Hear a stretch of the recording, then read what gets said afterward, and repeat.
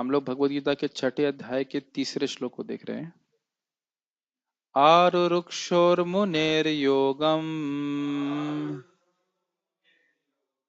कर्म कारणमुच्यते योगारूढ़स्य तस्यैव शमः कारणमुच्यते। बहुत स्पष्ट है। आरुरुक्षोर, जो योग के पथ पे अष्टांग योग में अभी प्रारंभिक अवस्था है, उसके लिए कर्म कारणम उच्यते। कर्म कारण है। तो आप पूछेंगे कर्म कारण किसका है? तो योग का उद्देश्य क्या है? इंद्रिय निग्रह करना। तो मन को शांत करने का कारण क्या है? कर्म, मतलब निष्काम कर्म। और योगारूढ़स्य तस्यैव शमः कारणम उच्यते। जो योग में आरूढ़ हो गया है, जिसका मन संयमित हो गया है, उसके लिए कर्म का त्याग करना कारण है। समझ में आ रहा है?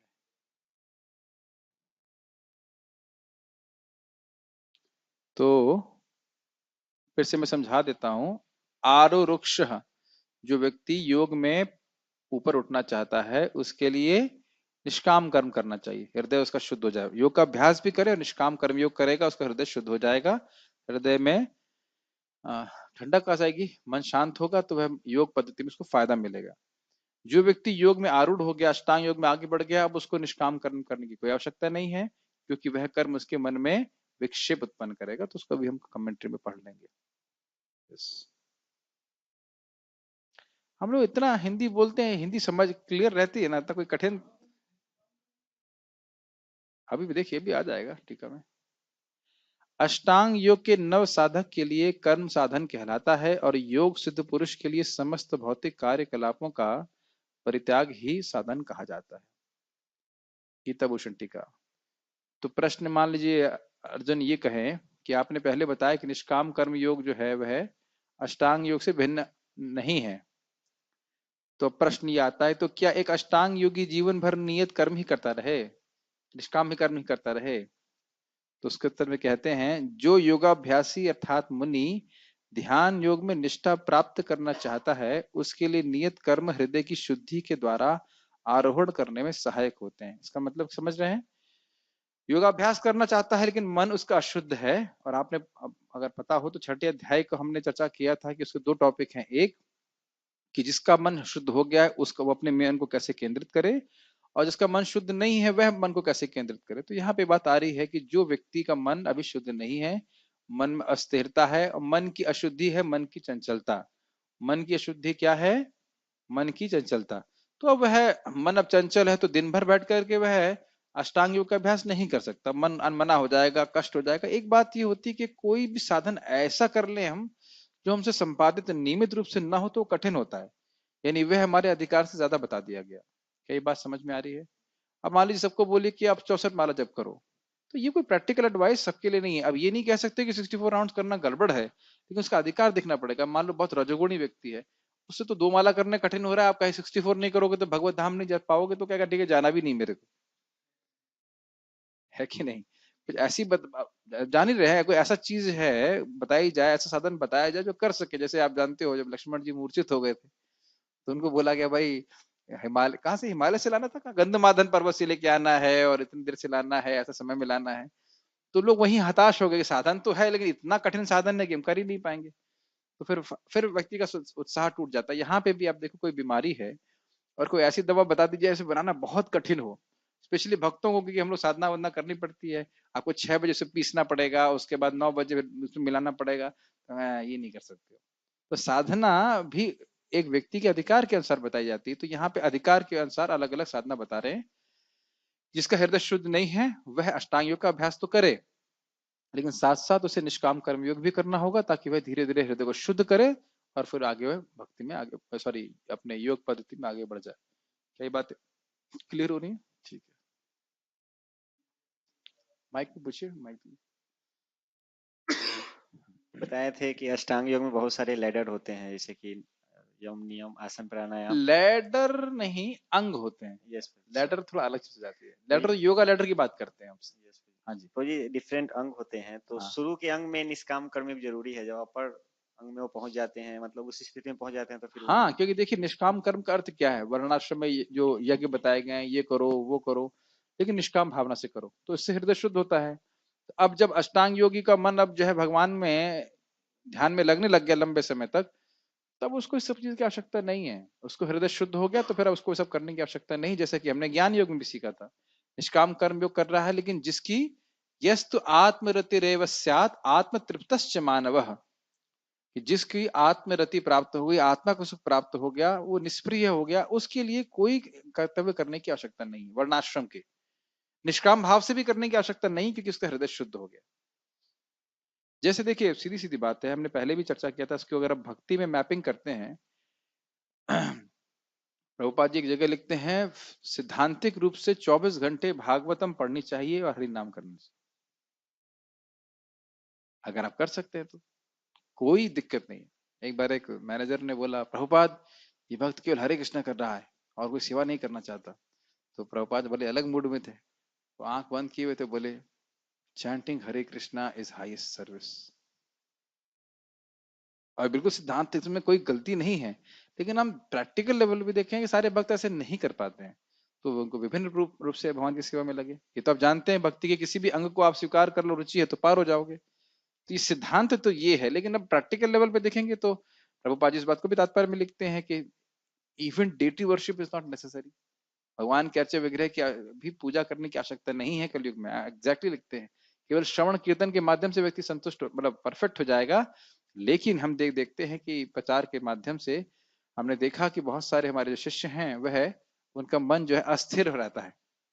अस्थिर समझ रहे ना, मतलब उद्विग्न हो जाती है, नहीं कि दिन भर लौट के माला कर लेंगे। तो फिर इसलिए हमने इस प्रकार से यह पंचरात्र की विधि भी बनाई है, जिसके द्वारा वो लोग अपने मन इंद्रियों को भगवान की सेवा में लगा के शुद्ध हो सकते हैं। Make sense? देखिए, ये एक माइक पे जरा पूछिए कि क्या पूछा है आपने। बोल कब डांटूंगा थोड़ी ना, प्रश्न तो क्लियर होना यस चाहिए। जी, जैसे कि प्रभुपाद ने बोला कि हमें हमेशा भगवान को स्मरण करना है, उस हाँ, स्थिति तक पहुंचना है, मतलब और उसके प्रयास बाद हम करना लोग प्रीचिंग करना बंद कर देंगे। ये चीज मैं क्लियर कर देना चाहता हूँ। पहले ये बताइए, ये गोल बहुत क्लियर होना चाहिए। अब कोई कहे कि अभी हम प्रचार कर रहे हैं, सब कर रहे हैं, लेकिन जब हम लोग परफेक्ट हो जाएंगे तब प्रीचिंग बंद कर देंगे। अगर हम लोग परफेक्ट हो जाएं, उत्तम अधिकारी बन जाएंगे, तो हम प्रीचिंग नहीं करेंगे। देखिए अभी तो हम लोग जो कर रहे हैं वो अपने शुद्धिकरण के लिए कर रहे हैं, लोगों के जीवन में कोई खास रिवॉल्यूशन नहीं लेके आ सकते हम लोग, है ना। प्रभुपाद जी जैसे उत्तम अधिकारी जब प्रचार करते हैं, महाभागवत प्रचार करते हैं, तो वो रिवॉल्यूशन लेके आ जाते हैं। नारद मुनि ने संकल्प लिया है कि कल, ये तो आप जानते होंगे, कलयुग में हर घर में भक्ति स्थापित करो। जरा नारद जी का अधिकार के बारे में बता सकते हैं, नारद जी क्या है, कनिष्ठ अधिकारी हैं कि मध्यम अधिकारी हैं? है, जो तो परमहंस स्थिति में है। परमहंस स्थिति में है। तो वो क्या कह रहे हैं, संकल्प लिया है कि तभी मैं अपने आप को, सुने है ना, हरिदास कहलाऊंगा जब कलयुग में हर घर में भक्ति स्थापित करूंगा।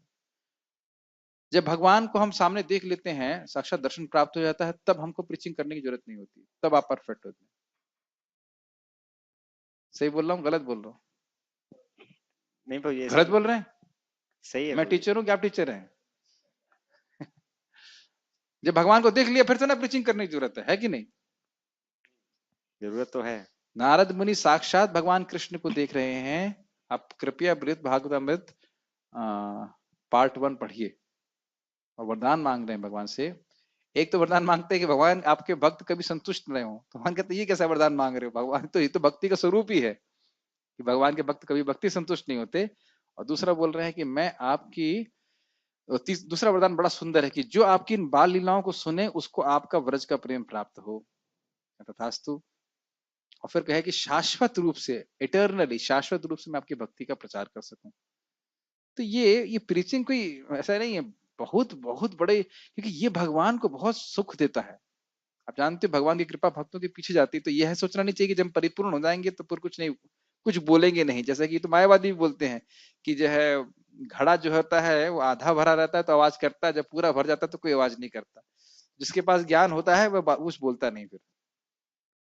ये उन लोगों की फिलोसफी है। लेकिन भक्त लोग क्या बोलते हैं, जीवंत सन्मुखरितम भवदीय वार्ता। जितना अधिक भगवान को हम समझेंगे उतना और उत्साह होता है कि भगवान के बारे में हमको वर्णन करना है। तो फोकस यही है, बस पॉइंट ये है कि जो विश्वविद्यालय का जो अधिकार है उसके अनुसार वो कार्य करे। तो यही बात यहाँ पे सिखाया जा रहा है। जो व्यक्ति योग में नीचे है, अष्टांग योग में, उसके लिए निष्काम कर्म योग भी करना है और अष्टांग योग का अभ्यास भी करना है। लेकिन जब वो आगे बढ़ जाएगा तो उसको निष्काम कर्म की कोई आवश्यकता नहीं है, क्योंकि वह कर्म करने में उसका जो साधना है अष्टांग की योग की, वह बाधा पड़ेगी। अब कोई व्यक्ति मान लीजिए हरि नाम में उसको बहुत रुचि प्राप्त है, अब कोई उसके लिए आवश्यक नहीं कि वो डेटी वर्शिप करे ही। Does it make sense like that? लेकिन ये नहीं सोचना चाहिए कि डेट, जैसे वृंदावन चंद महाराज बड़ा अच्छा बता रहे थे, कह रहे थे डेटी वर्शिप उत्तम अधिकारियों के लिए भी है। इसका अर्थ समझ रहे हैं? इसका मतलब कुछ लोग कहते हैं कि अरे डेटी वर्शिप तो केवल न्यू डिवोटीज के लिए है, लेकिन deity worship high high level के डिवोटीज भी करते हैं, भी कर सकते हैं। Does it make sense? But उनका जो अनुभव है विग्रह की सेवा का, उनका अनुभव और एक नए व्यक्ति का अनुभव अलग अलग होगा। भक्ति में देखिए कुछ ऐसा त्याज नहीं है, भक्ति का कोई भी अंग ऐसा नहीं कि हम इसको त्याग दें, इसको ना करें। गदाधर पंडित भी भगवान के विग्रह की सेवा करते थे, लेकिन उनको साक्षात भगवान दिखाई पड़ रहा है। तो विग्रह की सेवा तो 5 महा सेवा साधन में आती है, लेकिन बात ये हो रही है कि भक्ति में खाली मैपिंग ये है कि हमें और सारे कार्य भी करने होते हैं, कि एक ही कार्य में सबको बहुत ज्यादा टेस्ट नहीं होता है। तो विभिन्न विभिन्न कार्यों के द्वारा अपने मन को भगवान में लगाए रखते, ये सिद्धांत है। यहाँ पे ऐसा हो रहा है कि अष्टांग योगी जो व्यक्ति है वह वर्णाश्रम कर्मों को कर रहा है एक साधन के रूप में, बाद में उसे त्याग देगा। आप लोग को पता है कि ज्ञानी भी क्या करेगा, जो साधन कर रहा है वो त्याग देगा एक बार वो मुक्त हो जाए। तो कुछ कहना चाहते हैं तो यस बताइए। यहाँ पे प्रोजेक्ट ट्रांसलेशन और वर्ड टू वर्ड मीनिंग से कर्म मतलब लग रहा है वर्णाश्रम के कर्म से, कर्म योग नहीं, मतलब निष्काम कर्म योग जैसा नहीं लग रहा है। देखिए निष्काम कर्म ही, बार बार कर्म का मतलब है निष्काम कर्म ही साधन हृदय को शुद्ध करने वाला होता है। कंटेक्स्ट में देखिए ना, अभी तक तो यही चर्चा चर्चा चर्चा चलती आई है। जैसे पिछले 2 वर्णाश्रम के श्लोकों में कर्म भी तो शुद्ध करते हैं इनिशियल फेज में। आप समझिए मेरी बात, निष्काम कर्म और वर्णाश्रम धर्म के कर्म में क्या अंतर है बहुत अंतर है। बताइए। वर्णाश्रम से, वर्णाश्रम का मतलब वो फल होगा कि निष्काम कर्म योग पे लीड करे, वर्णाश्रम नहीं, का कर्म निष्काम, करते ये रहेंगे तो। अच्छा प्रश्न कर रहे हैं, क्लियर नहीं हो रहा है। निष्काम कर्म में व्यक्ति करेगा क्या? वो तो वर्णाश्रम के कर्म करता है मगर मेंटालिटी डूअरशिप का नहीं रहता, उसके फल के प्रति हाँ आसक्त नहीं एग्जैक्टली रहता। तो यही पिछले 2 श्लोकों में हमने देखा था ना। निष्काम कर्म जो है वह हमारे हृदय को शुद्ध करता है। तो जिसने व्यक्ति ने निष्काम कर्म के द्वारा अपने हृदय को शुद्ध नहीं किया है, वह अष्टांग योग का अभ्यास नहीं कर सकता। यही तो बात भगवान बता रहे हैं। तो जब भी यहाँ पे साधन के रूप में बात हो रही है तो निष्काम कर्म की बात हो रही है। केवल सकाम भावना से तो भगवान इसको उसको गर्हित माने है ना आपने। क्या है वो जैसे दूरेण ही, एक नहीं और नहीं ये प्रश्न। किम कर्मा किम अकर्मेति कवियो पितृ मोहित, ऐसे करके श्लोक था ना। कर्म अकर्म विकर्म, इसके बारे में बात हुई थी ना। विकर्म को बोला गया था कि जो भोग भोग की इच्छा से प्रेरित होकर कर्म किए जाते हैं वो विकर्म है, तो उसको साधन कैसे मान सकते हैं? तो यहाँ जो कर्म की बात बड़ा स्पष्ट है निष्काम कर्म के बारे में। अब अगर आप कमेंट्री देखेंगे तो उसमें बड़ा स्पष्ट है निष्काम कर्म के द्वारा सिद्ध होता है। यस साइड का क्वेश्चन, जो निष्काम कर्मियों का जो परफेक्शन है तो वो लिबरेशन मतलब मुक्ति। मोक्ष है, यस और ज्ञान का भी जो परफेक्शन है यस मुक्ति, यस अष्टांग योग का भी जो परफेक्शन है और मुक्ति है। मुक्ति है। तो फिर उसको करना और त्यागना मतलब। हाँ, अगर अगर आपने अगर पढ़ा होता तो 5वें अध्याय में हम लोग देख रहे थे कि जब निष्काम कर्म किया तो उसकी वजह से उसको आत्मा का सुख प्राप्त होने लगा। अब उसको और इंटेंसिफाई करने के लिए अष्टांग योग लेके आ रहा है। ये अगर आप और देखेंगे ये तो ऑप्शनल है प्रोजेक्ट, जैसे कि निष्काम कर्म योग से हाँ ज्ञान जो योग भी में है जाना देखिए, ये ऑप्शनल है ना। हम लोग केवल इसलिए पढ़ रहे हैं ताकि हम समझें कि हमें ये करना नहीं है। ये मेरी अंडरस्टैंडिंग है। इसका बहुत एनालिसिस नहीं कर रहा हूँ, बच्चों में जितना कमेंट्रीज में रखा गया उतना करना है। क्योंकि आप प्रभुपाद जी भी देखिएगा तात्पर्य में क्या करने वाले हैं, समझाएंगे बाद में कहेंगे भक्ति करने वालों इसको करने की जरूरत नहीं है। So that is a point which I am trying to take. मतलब है भगवत गीता में भगवान ने इसीलिए क्यों बताया, समझ करना चाहते हो सारे प्रोसेस को देख लो कर लो, लेकिन ये नहीं कह रहे कि अष्टांग योग करो। भगवान की भक्ति थोड़ा से प्राप्त हो जाएगी अष्टांग योग से, केवल अष्टांग योग से, जब तक भक्ति का सम्मिश्रण नहीं। ये मेरी अंडरस्टैंडिंग है। देखिए कोई अष्टांग योग ना भी करे तो हमने पढ़ा था कि निष्काम योग कर्म योग करने से व्यक्ति मुक्त हो जाता है, वो भी ठीक है। लेकिन जिस उसमें जो जो लिंक बताया जा रहा है वो ये है, आपने अगर पढ़ा, हम लोग 5वें अध्याय के आखिरी 27-28 श्लोक में देखा था कि एकाग्र करने के लिए जो योगा लैडर की बात की जाती है, निष्काम कर्म किया, उसके बाद ज्ञान योग हुआ, फिर ज्ञान योग को और इंटेंसिफाई करने के लिए अष्टांग योग किया था, फिर जाके वह आगे भक्ति में भक्ति योग करने का अधिकारी बनता है। So just a matter of intense purification, अपने अगर वो करना चाहता है। अब यह तो हम नहीं कह सकते कि अष्टांग योग करके सिद्धि प्राप्त करेगा, बट कठिनाई अंत ये है कि हम भक्ति के बारे में खूब सुनते हैं, विचार करते हैं और करते हैं। अब इस इन सारी योग पद्धतियों में हमें ज्यादा जानकारी इसलिए नहीं है क्योंकि हम लोग उसको साधना करते नहीं है। एक एक लाइक आपको एक मोटा मोटा आइडिया देने के लिए, और अब जो इस अष्टांग से कुछ काम की चीजें वो हम ले लेंगे, बस ये बात है। बाकी आप देखो बार बार प्रभुपाद जी भी मैपिंग करते हैं, हम भी उसको मैपिंग कर रहे हैं भक्ति में, हम कैसे उसको अप्लाई कर सकते हैं, ये बात समझ रहे हैं मेरी। बाकी मैं मेरे पास इतने मैं तो कभी डिक्लेयर नहीं कर रहा हूँ कि मैं अष्टांग योग का मतलब सारा कुछ समझता हूँ, कैसे यम नियम क्या कुछ। लेकिन जैसे इसमें बोलेंगे बैठ अच्छे से बैठो, तो हम बोलेंगे हाँ जब में कम से कम अच्छे से बैठ के जब करना है, तो इतना तो हम सीख सकते हैं। अब ये नहीं कि हम आंखों के यहाँ पे बीच में रख करके अपने आंखों को केंद्रित करेंगे, वो सब चीज नहीं करेंगे। सो वट एवर इज हमारे जो काम का है वो हम ग्रहण कर लेंगे। डिटेल्स बताने की मेरी क्षमता नहीं है क्योंकि बस इसका एनालिसिस नहीं किया बहुत। बट ये मैंने देखा था कि जब ज्ञान योग में अपने मन को और केंद्रित करना होता है तो अष्टांग योग का व्यक्ति आश्रय लेता है। मैं समझ सकते हैं। आप भी करने वाले हो क्या अष्टांग योग है कि नहीं? तो it's just like Again, bro, एक व्यू है लाइक वर्णाश्रम के कर्म करने से गुडनेस बढ़ेगा तो हाँ चित्त की चंचलता दूर यस होगी। यस निष्काम कर्म योग से इनिशियली गुडनेस बढ़ेगा, यस। मगर यहाँ पे लेकिन पार्टिकुलरली अष्टांग योग के द्वारा वो जो जिस चित्त थोड़ा सा एकाग्र हुआ है उसको और एकाग्र करने में फायदा मिलेगा, बस ये बात हो सकती है। भाई आप जब कैसे भी करो तो फायदा ही तो होगा, लेकिन अगर आप बढ़िया से बैठ के जब करेंगे तो थोड़ा और फायदा हो जाएगा। तो इस तरह से आप ले सकते हैं बस। सो थोड़ा जो हमने अभी तक लास्ट में मैंने जो समझा पढ़ा वो था कि अपने मन को और केंद्रित करने के लिए अष्टांग योग का सहारा ले रहा है। दैट्स उसका मन शुद्ध हुआ है, अब वो और इंटेंसली मतलब करना चाहता है अपने मन को केंद्रित परमात्मा में, तो अष्टांग योग का मतलब सहायता ले रहा है। दैट्स अभी तक मैं यही समझ पाया हूँ, आप देख लीजिएगा और कुछ समझ में आता है तो। जो ध्यान निष्ठ है उसके लिए नियत कर्मों का त्याग ही दृढ़ता का कारण बनता है, क्योंकि यह कर्म ध्यान में विक्षेप उत्पन्न करते हैं। मतलब अब जिसका ध्यान भगवान में लगने लग गया है और वह सोचे कि इन कार्यों को करे, तो उसमें विक्षेप आएगा। विक्षेप मतलब उसके ध्यान में विक्षेप आने वाला है। एक कमेंट है लेकिन अब मुझे उसको रेफरेंस नहीं दे सकता, लेकिन अभी मुझे याद नहीं आ रहा। नहीं, तात्पर्य पढ़िए। कुछ प्रश्न है आपका? यस। हाँ, ऑन ऑन है क्या? हाँ आईएएस की प्रिपरेशन कर रहा हूँ, हाँ तो मैं बीच बीच में कंफ्यूज हो जाता हूँ। मीन्स के निष्काम कर्म का मीनिंग क्या होता है कि हम फल के बारे में सोचे भी नहीं, तो हाँ। वही निष्काम कर्म हो गया। नहीं नहीं, देखिए निष्काम कर्म कोई भी आप कर्म करते हैं तो ऐसा नहीं कि फल के बारे में नहीं सोचते। कोई भी काम बिना प्रयोजन के नहीं होता है, लेकिन निष्काम कर्म का अर्थ होता है, देखिए इस जगत में आप कुछ यज्ञ करते हैं, दान करते हैं, तपस्या करते हैं, तो उसका उद्देश्य कुछ भौतिक लाभ भी प्राप्त करना होता है कि पुत्र मिल जाए, पत्नी मिले या सम्मान मिले, ये सब भौतिक लालसाएं होती हैं। जैसे अभी आपको आप आईएएस कितनी देर, आधा घंटा तो पढ़ते होंगे,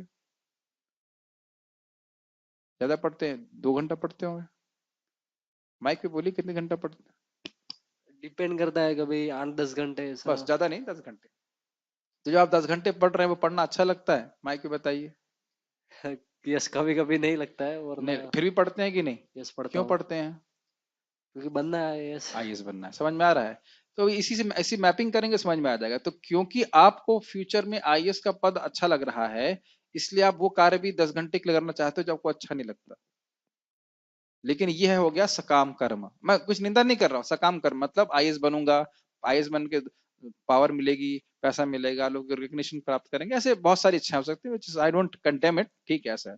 उसी प्रकार से एक वैदिक सभ्यता में व्यक्ति कुछ यज्ञ करता है, तपस्या करता है, दान करता है ताकि उसे स्वर्ग की प्राप्ति हो, या इस जगत में पत्नी मिले, पुत्र मिले, इस प्रकार से। तो यह हो गया सकाम कर्म, समझ में आ रहा है?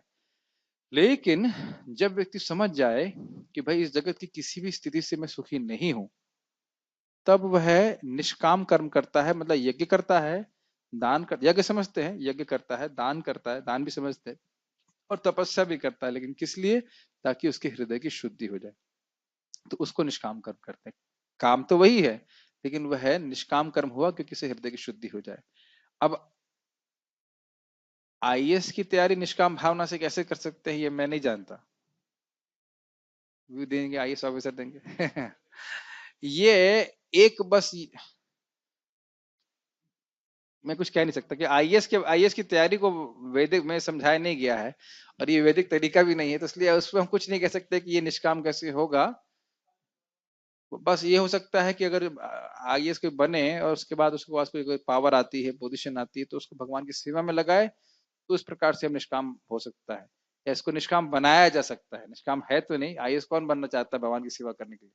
भगवान की सेवा करने के लिए आईएएस बनना जरूरी थोड़ा ना, और जरूरी भी नहीं कि आईएएस बने ठीक है, लेकिन मतलब अगर चाहता है इस प्रकार से, तो अगर कुछ प्रभुपाद जिसको बोलते भी हैं एक जगह कि उसके पास पद है, प्रतिष्ठा है, जो कुछ भी है, उसका उपयोग भगवान के लिए करता है, तो वह भी भक्ति है। लेकिन कहीं ना कहीं पावर और पोजीशन की इच्छा तो है हमारे हृदय में, और ये कोई मतलब हम इतना निंदनीय नहीं कहेंगे, भगवान का नाम जब करेंगे धीरे धीरे समझ में आ जाएगा। दिक्कत ये होती है कि जब इस तरह की प्रतिष्ठा प्राप्त हो जाती है, कुछ मिलती, तो व्यक्ति भक्ति को भूल जाता है, ये कठिनाई है। तो लेकिन निष्काम कर्म की बात यही है कि व्यक्ति अपने हृदय की शुद्धिकरण के लिए वो कार्य करे, ठीक है। तो बात यहाँ पे ये आ रही है कि जब व्यक्ति ध्यान में निष्ठ हो गया, तो फिर उसके लिए अब उसका मन ध्यान में लगने लग गया, तो फिर ये है जो वर्णाश्रम इत्यादि के कर्म है वो उसके लिए बाधा देंगे।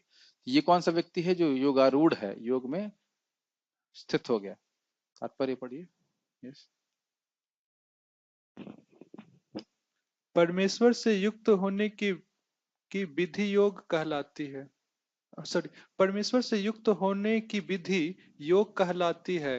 इसकी तुलना उस सीढ़ी से की जा सकती है जिससे सर्वोच्च आध्यात्मिक सिद्धि प्राप्त की जाती है। यह सीढ़ी जीव की अधम अवस्था से प्रारंभ होकर आध्यात्मिक जीवन के। एक सेकेंड, मैं आपके पॉइंट को फिर से एड्रेस करना चाहता हूँ। और कर्म कारण उच्यते, जब बोल रहे हैं कि कर्म कारण उच्यते, तो किसके लिए बोल रहे हैं? जो अष्टांग योग का अभ्यास कर रहे हैं, तो वह सकाम कर्मी कैसे हो सकता है? सकाम कर्मी नहीं, जस्ट प्रिस्क्राइब वर्ड कर रहा है गुडनेस को बढ़ाने के लिए। जैसे समझिए मेरी बात, संध्या बंदन है, ये सब नहीं है। समझ गया, लेकिन ये जो व्यक्ति है, यहाँ पे तो अष्टांग योग का वर्णन हो रहा है। आरुरुक्ष मतलब जो अभी अष्टांग योग में प्रवेश हाँ, करना चाहता है, मतलब इनिशियल ऑलरेडी ही इज अ ट्रांसेंडेंटलिस्ट। अगर आप देखें तो ऑलरेडी उसके हृदय में मुक्ति प्राप्त की इच्छा ये वो है, तो वैसे ही वह सकाम कर्म को तो साइड में हो गया, केवल वर्णाश्रम के कर्म की बात नहीं हो रही है। जैसे वर्णाश्रम वर्णाश्रम कर्म को निष्काम भाव से करने की अंडरस्टैंडिंग तो उसकी पहले से ही होगी, क्योंकि उसको पता है कि मेरा मन अभी चंचल है, लेकिन मन को शुद्ध करना है। तो जब मन को शुद्ध करना है, तो ये भावना तो स्पष्ट है कि मुझे कार्य भगवान, जैसे मैं अपने लिए बोल रहा हूँ कि मैं अब दिन भर जब नहीं कर सकता, ये मेरी योग्यता नहीं है, एकदम अपनी चेतना को मैं देख रहा हूँ, दिन भर बैठ के भागवत भी नहीं पढ़ सकता, तो मैं प्रैक्टिकल सेवा कर रहा हूँ ताकि मेरा मन की चंचलता, और निष्काम भावना से करने का प्रयास कर रहे हैं भगवान की प्रसन्नता के लिए, ताकि मेरा हृदय शुद्ध हो और मैं एक दिन ऐसी स्थिति में आ सकूंगा जिसमें दिन भर बस हरिनाम और भागवतम और इसके अलावा और कुछ ना करूं, या प्रचार इसके अलावा और मैं कुछ ना कर सकूं। मीन्स अब समझ पा रहे हैं कि आपका माइंड, जान रहे हैं कि माइंड आपका लाइक वो रहता है, फ्लिकरिंग है, कुछ है, तो एटलीस्ट 9 से 5 का समय किसी न किसी रूप से भगवान की सेवा में लग जाए। शाम का समय मुझे बहुत अच्छा लगता है भागवत पढ़ने में, गीता पढ़ने में, कोई दिक्कत नहीं। तो ये मतलब मुझे पता है कि मुझे अपने हृदय को शुद्ध करना है, दैट इज वेरी क्लियर। इन सेवाओं को हम केवल इसलिए नहीं कर रहे हैं कि मुझे हीरो बनना है, सेवा इसलिए कर रहे हैं ताकि हमारा हृदय शुद्ध हो जाए। That is a point has to be understood. ये बहुत महत्वपूर्ण है। कभी कभी हम सोचने लगते हैं हम दूसरा का उद्धार करने के लिए प्रीचिंग कर रहे हैं ऐसा नहीं है, हम अपना शुद्धिकरण करने के लिए प्रीचिंग कर रहे हैं। That is very very important, otherwise अहंकार आ जाता है। हम किसी का उद्धार नहीं कर रहे, हम केवल अपना उद्धार करने के लिए प्रीचिंग कर रहे हैं। एटलीस्ट इन आवर स्टेज हम करुणा के लिए भी नहीं कर रहे, we simply want to please Srila Prabhupada और हमारा हृदय शुद्ध हो जाए, इसलिए कर रहे हैं। अब इसका मतलब ये नहीं कि अच्छा नहीं लगता, ये भी अच्छा तो लगता है प्रीचिंग करना, लेकिन हम किसी को उद्धारक नहीं है, ये बात हमेशा याद रखनी चाहिए। भले वो आपको अपना उद्धारक माने, लेकिन आपको नहीं मानना चाहिए कि आप किसी को उद्धारक है। Does it make sense? तो ये बहुत अच्छी बात है। मैं इसलिए क्यों बोल रहा हूँ, जैसे मैं वृंदावन चंद्र महाराज को बोला, हमारा सिद्धांत तो बड़ा अच्छा लगता है मेरे को, लीला उतना हम जो है अप्रिशिएट नहीं कर पाते, तो महाराज बोले अरे भाई सिद्धांत से ही लीला समझ में आएगी। अब देखो गीता समझ में बड़ी आसानी से आती है, लेकिन अब चैतन्य चरितामृत के कुछ प्रसंग हैं जो बड़े कठिन पड़ते समझने में, मतलब ना जिसमें भगवान राधा कृष्ण की अंतरंग लीला का वर्णन है, तो वही दिख जाता है कि अभी हमारी योग्यता, मेरी एटलीस्ट मैं अपनी बात करता हूँ, मेरी योग्यता नहीं उसको समझने की। ये नहीं कह रहा हूँ कि वो गड़बड़ है, ये तो कहने का अधिकारी नहीं है, लेकिन मेरी योग्यता नहीं है समझने की, यह समझ लेना चाहिए। तो बड़े धैर्य के संग आप गीता पढ़िए, उसको समझिए, भागवतम पढ़िए, समझिए, सिद्धांत समझिए। जिस दिन आपकी योग्यता हो जाएगी, आप अपने आप समझ में आ जाएगा, आपको अपने आप आकर्षण लगेगा उन वस्तुओं के प्रति। Does it make sense? ये बहुत गंभीर बात है। जैसे जैसे प्रगति करेंगे, जो ज्ञान आप, जिस ज्ञान के आप योग्य हैं, उस ज्ञान को भगवान स्वयं प्रकट करेंगे। आपको चिंता करने की जरूरत नहीं है कब मैं लीला का रसिक बनूंगा, क्या कोई ऐसा करने की जरूरत नहीं, जंप करने की जरूरत नहीं है। अपने आप प्रगति करते जाइए, अपने आप आपको समझ में आने लगेगा। पढ़िए। यह सीढ़ी जीव जैसे की एक प्रश्न सोचिए, अभी जो व्यक्ति योग में ऊपर उठ रहा है और जो व्यक्ति योगारूढ़ है, क्या उसको खुद नहीं मालूम चल जाएगा? भाई जब उसका अब मन भगवान के ध्यान में लगने लगा, तो वर्णाश्रम के जो कर्म है उसको छोड़ने नहीं होते, वो छूट जाते हैं। आप कहो कि भाई भक्ति कर रहे हैं, जगत छोड़ना पड़ेगा, वो जगत छोड़ना नहीं पड़ेगा, जगत छूट जाएगा। परम पूज्य गौरकृष्ण महाराज इसको अच्छा बोलते थे, कर्म छोड़ना नहीं पड़ते हैं, कर्म छूट जाते हैं। जैसे हमारे प्रभु जी, आपने जैसे घर परिवार छोड़ा, तो अपने दुख का वर्णन कर रहे हैं, थोड़ा डिस्क्राइब कीजिए। You don't feel separation from your family? बहुत दुख हो रहा है? नहीं। लेकिन अगर 5-6 साल पहले जब आप घर में थे, तब आपको बोल देते कि छोड़ो, तब अब आप समझ में, आपका अधिकार में परिवर्तन आएगी नहीं? नाउ, बुरा मत मानिएगा, but now you are realising how you are miserable in material life. लेकिन जब व्यक्ति को बोल, अरे अब मान लो जैसे आपकी शादी हुई थी, तुरंत बोलता है छोड़ दो, अरे क्या कर रहे हो भैया, शादी कैसे कैसे छोड़ दो, कैसे छोड़ दो? आप can you see in your consciousness? I am not criticising और anything like that, just see कि जैसे मैं अपनी बात करूं, जब मेरा सिलेक्शन हुआ आईआईटी में, तभी प्रभु जी बोल रहे थे इससे कुछ नहीं होगा, ये महत्वपूर्ण नहीं है। पर मैं हाँ हाँ हाँ, मतलब हाँ हाँ बोलते, लेकिन कुछ अंदर से सुनते नहीं है। आपको याद है सब बातें चर्चा हो चुकी हैं, लेकिन जब मैं प्रवेश किया आईआईटी में, तो क्या है ये फालतू चीज। सो द जो हृदय शुद्ध नहीं होगा ना, तो कितना भी आप ज्ञान दीजिए, समझ में नहीं है उसको आता है। तो इस natural purification is needed. Hari नाम करे, भक्ति करे, then you understand this place is not good, and also I'm suffering। ये बात समझ में आने लगती है। तो ये चीजें वो उसको अपने आप ही अनुभव होने लगता है, फिर वो अपने आप ही सेलेक्ट करने लगे कि हाँ ये बातें बोलेगा, मुझे ये करना, ये करना, ये करना, ऐसे करके। पढ़िए। आई होप मैं कम्युनिकेट कर पा रहा हूँ मैं क्या चाहता हूँ। ठीक। हाँ। यह सीढ़ी जीव की अधम अवस्था से प्रारंभ होकर आध्यात्मिक जीवन के पूर्ण आत्म साक्षात्कार तक जाती है। विभिन्न चढ़ावों के अनुसार इस सीढ़ी के विभिन्न भाग भिन्न भिन्न नाम से जाने जाते हैं, किंतु कुल मिलाकर यह पूरी सीढ़ी योग कहलाती है और इसे 3 भागों में विभाजित किया जा सकता है: ज्ञान योग, ध्यान योग, भक्ति योग। बड़ा स्पष्ट हो रहा है, क्लियर है। हाँ जी। सीढ़ी के प्रारंभिक भाग को योग रुरुक्षु अवस्था और अंतिम भाग को योगारूढ़ कहा जाता है।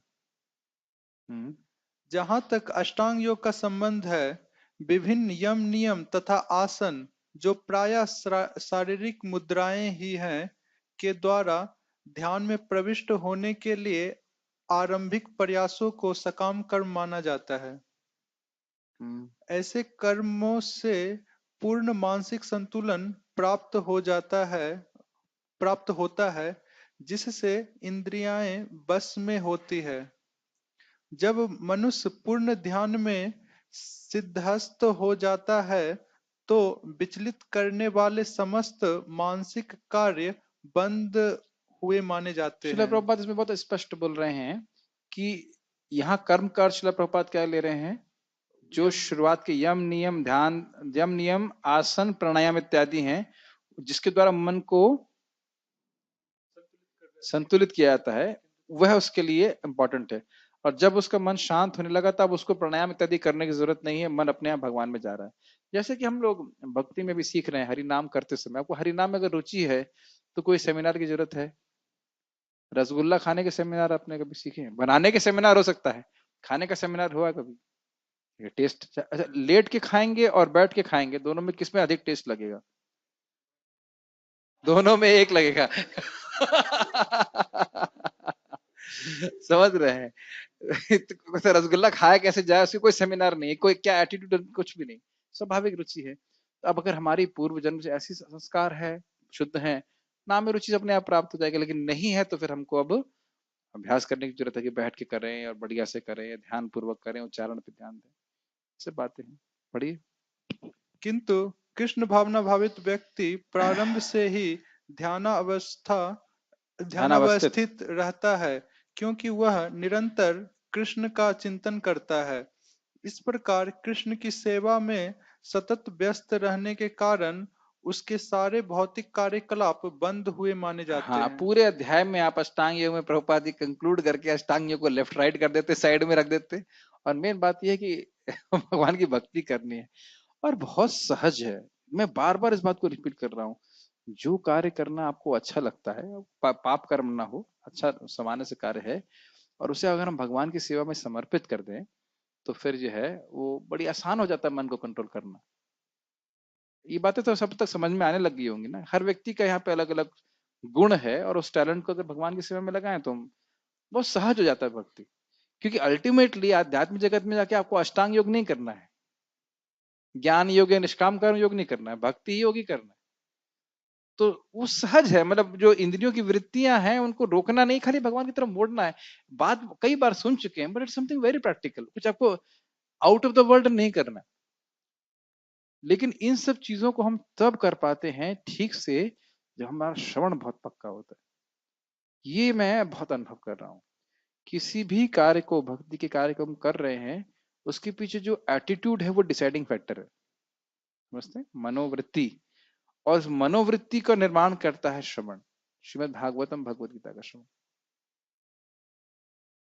इस अन्यथा सब कुछ, वो मेन जो मनोवृत्ति है वो डिसाइडिंग फैक्टर हो जाती है। आप लोग अनुभव भी कर रहे होंगे, किसी भी कार्य को कर रहे हैं, चाहे जप कर रहे हो, चाहे भगवान की सेवा कर रहे हो, चाहे कुछ भी हो, तो उसमें श्रवण बहुत आवश्यक है, बहुत अच्छे से तब समझ में आता है। एक श्लोक क्या हम और कर सकते हैं या